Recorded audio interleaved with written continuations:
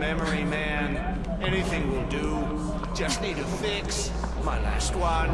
This is Remember Me, a third-person sci-fi adventure set in Paris circa 2084, an unimaginably nightmarish dystopia where Crocs have become the dominant footwear. No. Not so resistant after all. Ugh. You play as Nilin, a memory hunter who has the rare ability to remix people's memories in order to change their motivations or manipulate them into behaving a certain way. Unfortunately, this attracts the attention of the wrong sort of people, and the game kicks off with you making your escape from the La Bastille fortress moments before you're about to have your last remaining shreds of personality dragged to the recycle bin. It's all pretty reminiscent of The Fifth Element, right down to the red-haired amnesiac escapee with special powers. If I were Luc Besson, I'd probably dash off a quick email to the lawyers, just in case.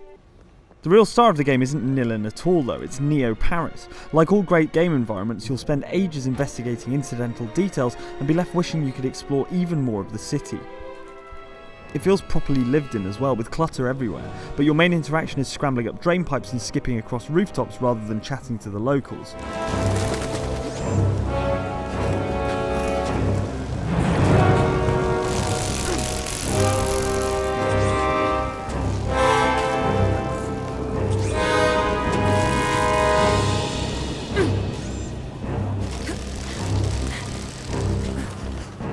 What's particularly cool is just when you're about to start taking the place for granted as just another sci-fi environment, it drops a Parisian landmark in there that always looks spectacular even though it's dwarfed by anonymous shiny skyscrapers. It really is an astonishingly detailed game, and the sense of dramatic scale means that even though you're the crux of the storyline, you still feel a very small part of a very big city. Finally. The leaking brain. If this is all sounding right up your boulevard, then I have a bit of bad news. The actual mechanics aren't quite a match for the setting.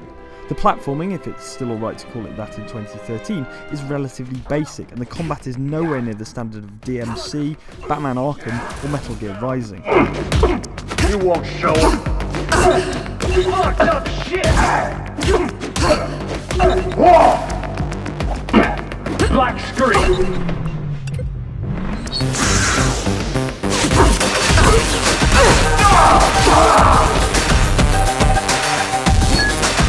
You should be close to your target.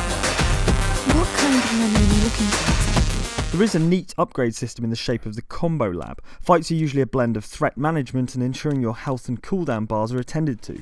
Combo Lab lets you insert particular moves into combos that will recharge your health and reduce cooldown times for special moves. Either assign particular combos to particular tasks, or sprinkle a little of each ability into every combo. The addition of new enemies means fights are varied enough over the course of the game that they rarely feel repetitive. It's just that the combat itself isn't as fluid or rhythmic as we'd hope.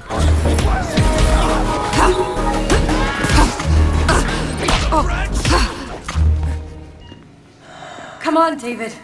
Remember us. Remember yourself. The other big mechanic is memory remixing. It's used sparingly, only a handful of times over the course of the whole game, which keeps it pleasing. You watch a cutscene play out, representing a pivotal moment in that character's life, and then manually wind back through events looking for tiny elements that can be tweaked. Get the right combination and you'll completely alter how the target recalls the events of the cutscene, instantly changing their intentions or worldview. As with so much in the game, it's a better idea than it is a mechanic, but it never outstays its welcome. Remember Me is most reminiscent of Enslaved Odyssey to the West. It's that same blend of straightforward climbing and slightly clunky combat in a beautiful, unique sci-fi world. And like Enslaved, it's probably destined not to sell very well, but likely to be fondly remembered by those who play it. While it's unlikely to receive the same credit as Dunwall from Dishonored or Columbia from Bioshock Infinite, I'd say Neo Paris is equally impressive in its own way. It's navigating the city that's going to drive you to the end of the story rather than the other way around. If your primary enjoyment of Bioshock Infinite came from just staring in awe at the locations rather than plugging goons with a shotgun, I can definitely recommend A Weekend in Paris.